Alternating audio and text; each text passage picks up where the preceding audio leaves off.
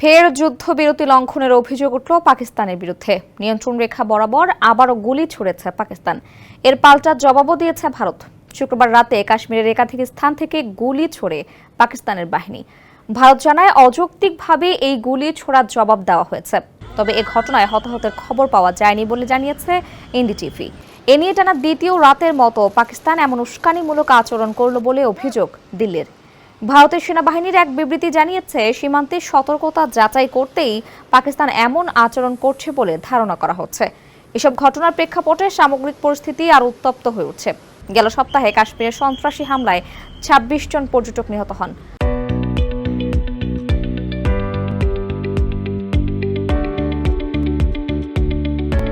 পরে এ হামলার দায় স্বীকার করে পাকিস্তান ভিত্তিক লস্কর-ই-তৈয়বার ঘনিষ্ঠ সংগঠন দ্য রেজিস্ট্যান্স ফ্রন্ট। এর পেছনে মুম্বাই হামলার মূল পরিকল্পনাকারী হাফিজ সাঈদের হাত ছিল বলেও দাবি করছে ভারতীয় গোয়েন্দারা।